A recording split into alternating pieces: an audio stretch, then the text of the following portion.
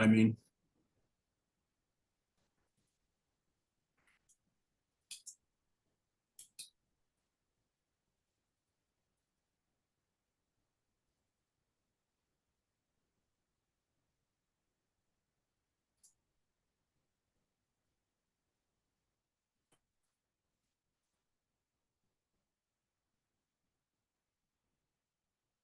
hey, good morning to everybody that just got in here. I got some guys. They're going to be a couple minutes running in. I'm going to give these guys a couple minutes, and then we'll just go ahead and get started. Thanks.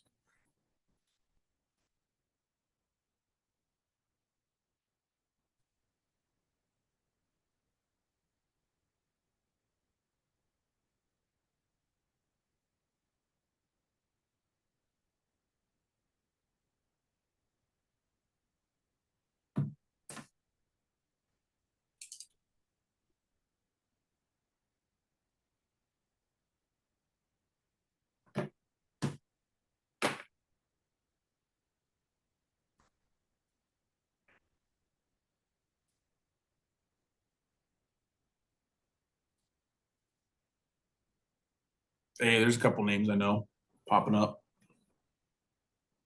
Good morning, everybody. For the guys that just joined, I'm gonna give about a minute. I got some guys that are gonna hop in. Then we'll just go ahead and get started.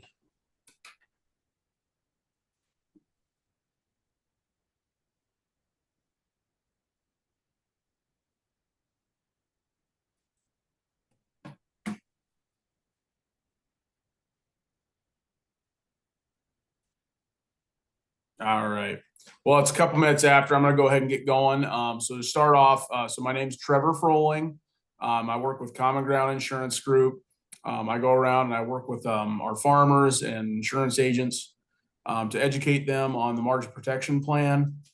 This year, I think it's extremely relevant for a lot of the volatility we've had in the last year. Some background on me. So I farm in Eastern Illinois, in West Indiana, about 30 minutes north of the University of Illinois. I farm with my dad and my brother. And we cover, some of God's country. I also own a hay business, and I've been selling insurance for right around 7 years. I hooked up with CommonGround 3 years ago, and we work together now in a partnership, and it's gone really well so far. I work with these guys on the land leasing and on the insurance. And this fall, I have had a lot of success going out seeing guys on margin, just because of the volatility in the markets and unpredictability for next year. My plan this morning is to go through the margin policy, the guts of it. I'll rush through that a little bit. A lot of you guys are on the original seminar back in August, so I'll get through the guts for the guys that weren't on that, and then we'll get into the really interesting stuff, which is the quotes and the prices that were guaranteed for this next coming 25 year. So we'll get right into it. So first of all, why margin protection? So the first generation of crop insurance consisted of yield insurance. Person could guarantee yield. After that, they came up with insurance plans that can guarantee a combination of yield and price. So GRIP is something you guys are probably familiar with. It can, combine county yields with prices. For the insurance, RP and ARP are the two, insurance policies in the spring that people most recognize. Probably about 90% of people I work with buy RP because of the individual coverage it gets, because of that risk.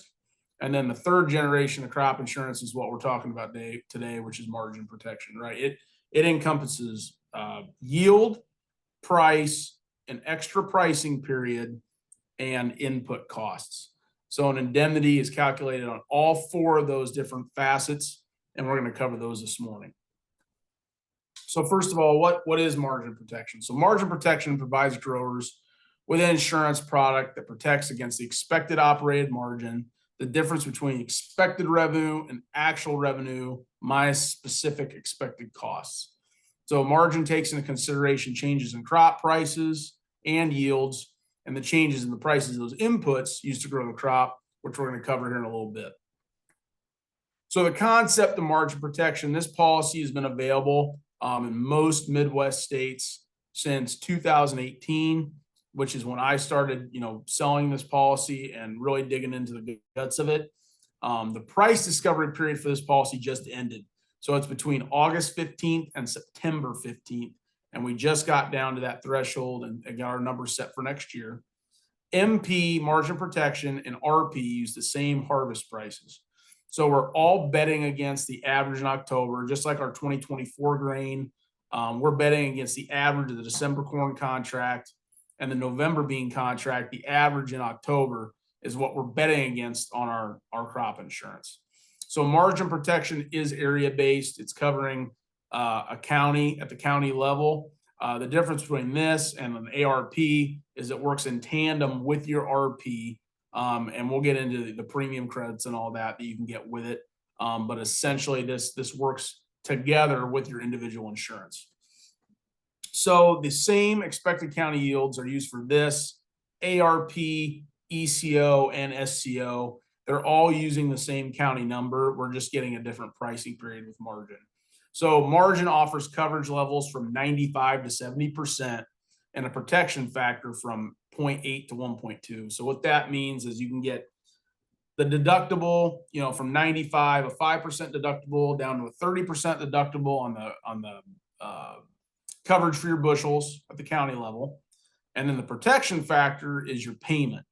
So ARP grip guys, you might remember back in 2012 when we had a major problem, a lot of those big payments were contributed to a 1.5 factor on ARP. So that no longer exists.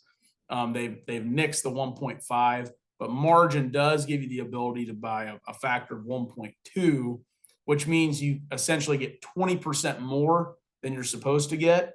The majority of what I've been selling this fall is actually the 0.8 version. So you get 80% of a payment you're supposed to get, but you keep your high trigger and you cut your premium in half. And at the end of the presentation, I'll get into the quotes of that and why I think it makes the most sense. So margin protection is very unique. Growers can choose to also buy individual coverage in the spring. So what I really like about MP is it gives you a lot of maneuverability in the spring. I mean, if you lock in a bottom right now, most of the counties for the Illinois, Midwest, Iowa, Illinois, Indiana, you can get somewhere close to $900 gross bottom for next year on corn and somewhere close to $650 to $700 on beans.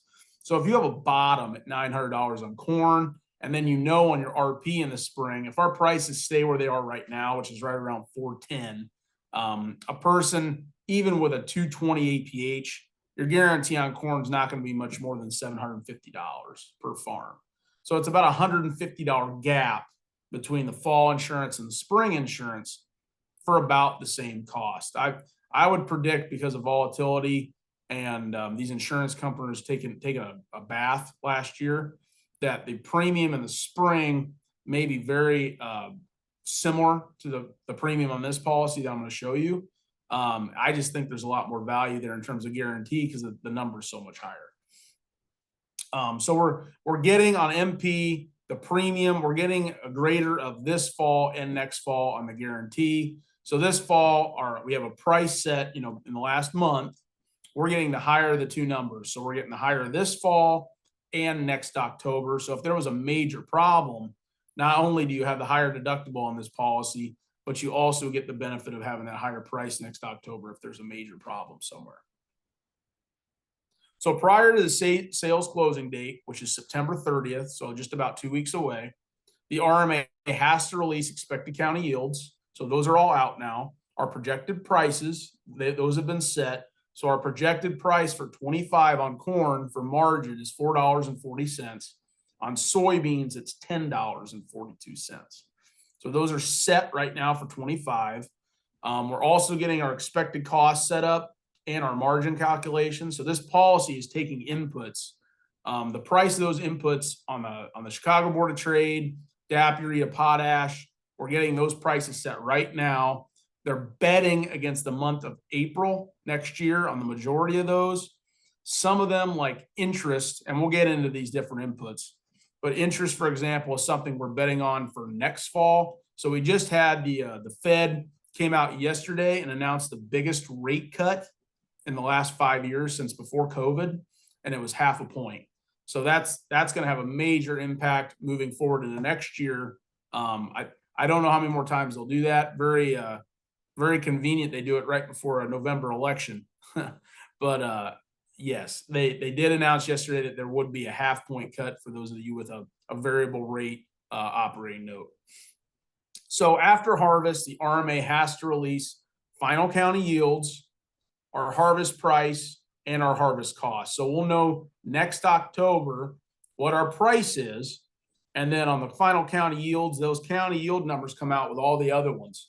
So that number is going to be determined next spring. They all have to be in by April 29th. So after April 29th, when the government gets all the numbers in, they're using real numbers.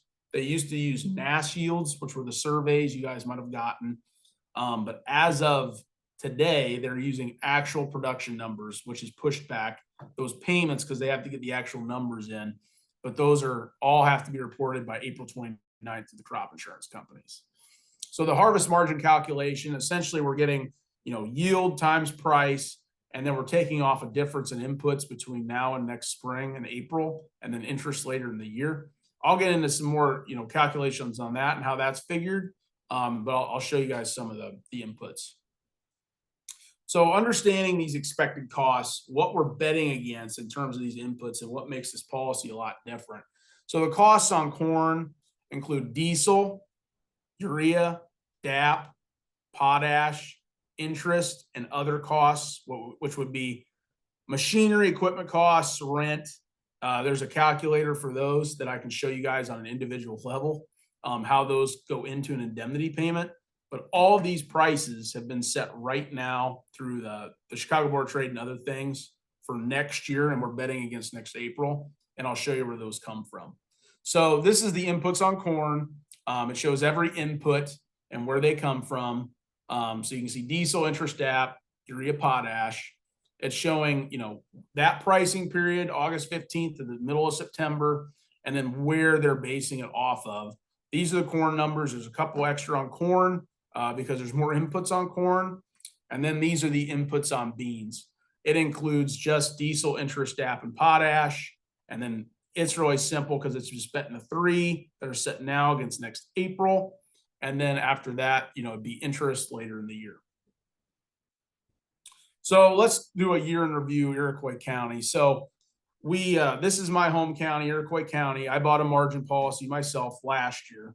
So this is what I look at in my visits, this fall, looking at a review first for 24 and then seeing if it makes sense for 25. So our guarantee for 2024 on corn MP was $5.09.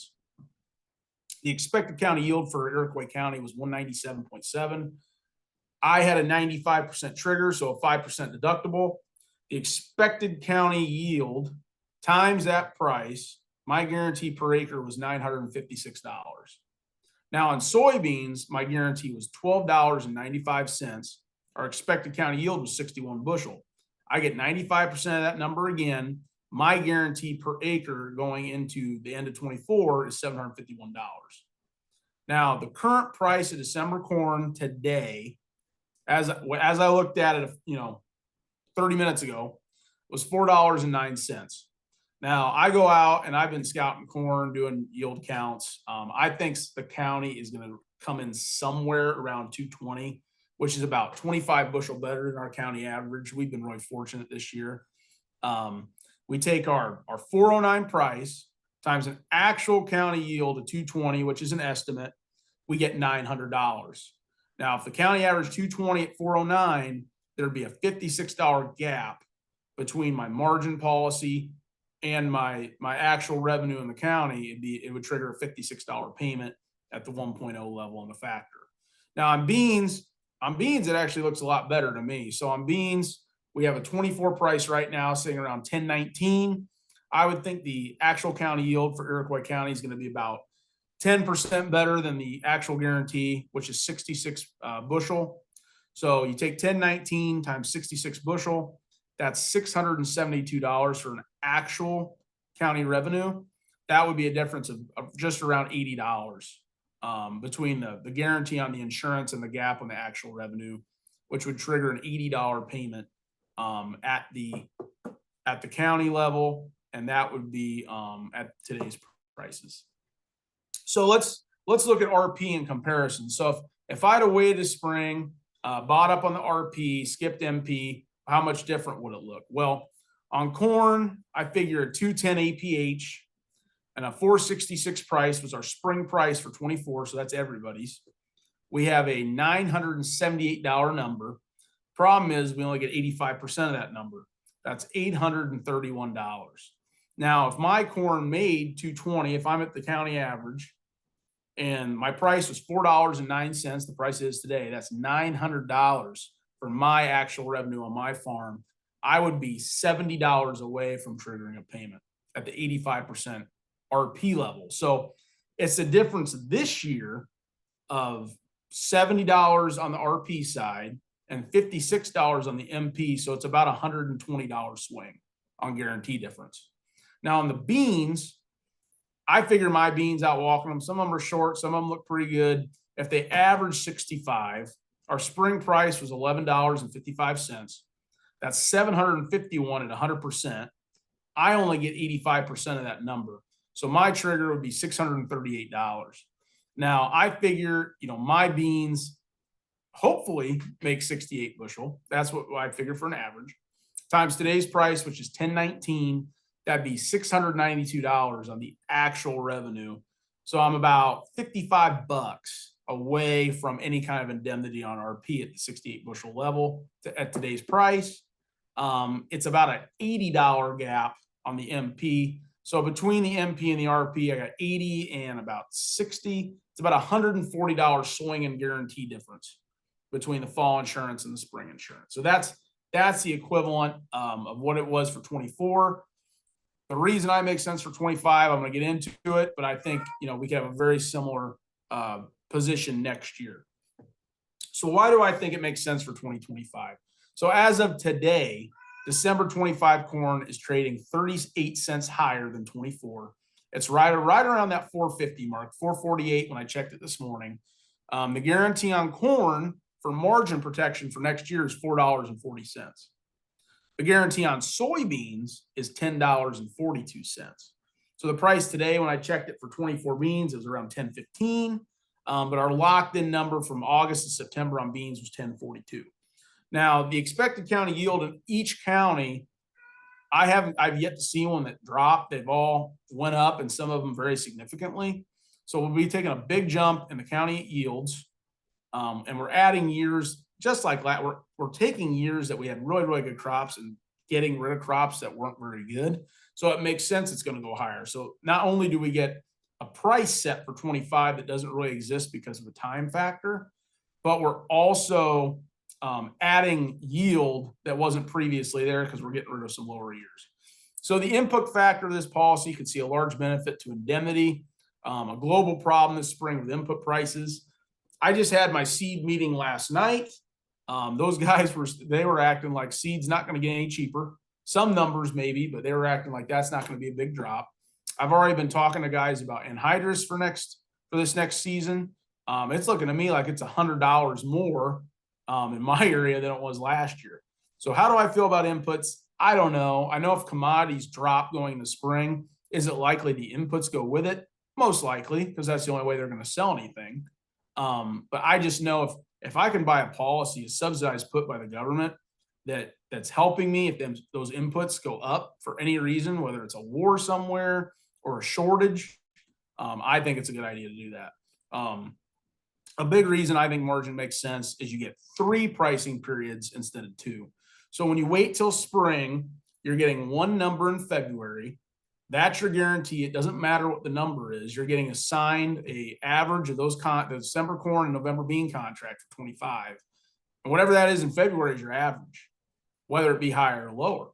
When you work with margin, it gives you more maneuverability because you have a pricing period in the fall, you have a pricing period next spring, and then both contracts will get the higher of those pricing periods and next fall. So I think it makes a lot of sense in terms of you're always better, if you get 3 swings instead of 2. I was a baseball player. When I got 3 strikes, it's a lot better than if I got 2 left. It always seems to be that way. All right. So there's a very high premium subsidy on this policy. So 45% of it is essentially paid for by the federal government at the 95% level. So when you're buying it, it's essentially a subsidized put. A new farmer in a new county, the reason it makes a lot of sense to somebody that's never farmed somewhere before in a new county, if they picked up ground, is the T yield per county is usually 10 to 15% lower than the actual county average, because they got it lower for new people that come in and they don't expect them to have, you know, the county average number. So that's a ding. If you go into a county and you could be looking at a 30, 40 bushel difference in guarantee if you take T yield compared to county yield. So there's a cheaper premium. So because prices have dropped from the last 3 years, this policy is going to be about $10 cheaper than it has been the last few years, just because the guarantee is different. Now, if it goes in the next fall and we get a problem and we have $5, $6 corn next fall because there's an issue, you still have the same premium number, but all of a sudden your guarantee, you know, goes up 20, 30% because the price of corn went up. So that's something to think about too. So not only would you get a county policy with this, but you get an individual policy. So you have a combo of both RP and MP. And what the government does is they give you a premium credit toward your MP policy when you buy RP with it. So whatever level you buy in the spring, the government's going to look at the price. And when you bought that margin, if they know that you're a lot more likely to collect on the margin than you are on the RP, you're going to get a big premium credit kicked in on the RP because they know it's a lot less likely to pay than a margin policy would. So now we're to the fun part, right? The actual costs, the quotes of this policy. So what I have on the screen here is my most recent meeting that I had last night. Went out and met a guy around the Chenoa, El Paso area, so McLean County, Illinois. The expected county yield for McLean County, Illinois for 2025 is right around 227 bushel. The guarantee on that policy is 95% of the 227 is 216, and we have a 440 price for a bottom for next year. So when I showed him this, he goes, okay, so my bottom per acre next year will be $950 because you get 95% of 227, 216 times 440 is 950 bucks. So when he goes into next year, he knows, okay, my bottom per acre is 950. Now, grossing 950 next year, is there a lot of money to be made there? Probably not. But are you guaranteed not to lose a lot of money? I would think so. I mean, even a person $300-400 rent, $500 inputs, you know, you're somewhere in that 950 to 1,000 range. You basically guarantee you're going to be farming the next year with this policy. Now, on the RP side, if a person waited till spring, and let's say they don't have T yield, they have some history, and they have a 220 bushel APH. So your individual farm is 220. Well, if the prices today roll into February and stay the same, our price would be $4.10 for the spring of next year. So a guy that has a 220 APH at $4.10, 85% of that number would be their trigger. Their guarantee would be $767. So it'd be a gap from fall to spring from $950 on the margin to $767 on the spring insurance, the highest level RP you can buy. The difference in guarantee would be $183 between the fall insurance and the spring insurance. And to me, I mean, what could the prices of RP next spring? If you buy 85% optional units, the price of that policy, even in McLean County, is going to be somewhere between $25 and $35 if the prices stay the same. So this policy is essentially the same price, but instead of, you know, being concerned about what that price will be next spring, you already put a bottom in a $950 for 2025, which to me is a big deal. Now, looking at the bean side, in all my conversations with people that are supposed to know what they're talking about, they're actually more concerned with our bean prices going into next year. So this is McLean County again, soybeans. You got a 69 bushel guarantee. You get 95% of that number. That'd be 65 and a half. Our guarantee for 2025 was $10.42. So you have a bottom next year close to $700, $683 would be the bottom per acre. But if a guy had let's say a 67 bushel APH, and then the prices today remain the same going into next February, that would be a $10.10 price. 85% of those combos, 67 and 1010, is $575. So it'd be a gap on the beans of $108. Now I'm using a $10 price for next spring. There's people I work with that they think the target number for next spring could be lower. Now I sell insurance. I don't know where the prices are going, or I wouldn't be sitting here. But if a person can lock in almost $700 gross on soybeans for next year, and knowing if there's a problem, it's going to go up to match, that's a big deal to me. And I think everybody should look at it. So all these coverages I'm talking about that I write is underwritten by Hudson Insurance Company. Hudson Insurance Company, CommonGround, and CommonGround Insurance Group are all equal opportunity providers and employers. So now I will open the floor up to any questions you guys have. Submit them in the chat. Caitlin will get me any of those if you have them. I sure appreciate you guys jumping on this morning, but if you got any questions, I'd love to answer them here. And then if they're kind of long-winded about quotes, I'd love to, meet with all of you guys individually, go over all your individual numbers and see if it makes sense. These are the best ways to get a hold of me. That's my cell phone on the screen and my email. I live with my cell phone on me. So if you're trying to get a hold of me, that'd be the best way. But you can email me too, and then I can get you anything you want that way. Caitlin, do you have anything in terms of questions on anything we covered? I don't see anything in the chat quite yet, but let's give them a couple minutes to type anything out, or, if they want to pop off of mute. Sure. Yeah, and anybody in here, if you were in here late or got questions, we record these so we can send you the whole thing. If you got major questions, we can, like I said, I'd love to jump on a call with any of you guys. The amount of drive time I have is unbelievable. So if I'm more than happy to jump on a call with anybody, but is there any questions before we end it that I can answer for anybody?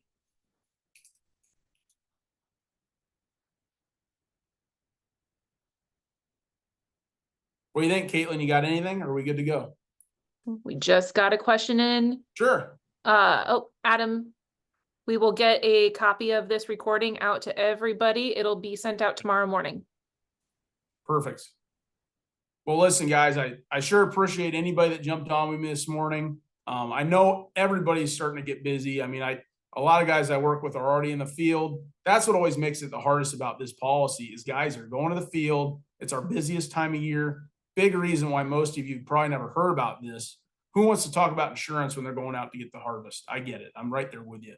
But the guys that bought this last year for this year, all I can tell you is it's most likely, unless someone has an individual major problem, the only policy with a chance to pay this fall. I think if you can lock in a bottom around 900, 950 on corn, somewhere around 700 on beans, a guy's got to consider it, because I just don't know where things could go next spring with another big crop. I just don't know. But yeah, if anyone has questions, please get a hold of me. I'd love to talk to you guys about it, and appreciate you, and everybody have a great day. Thanks.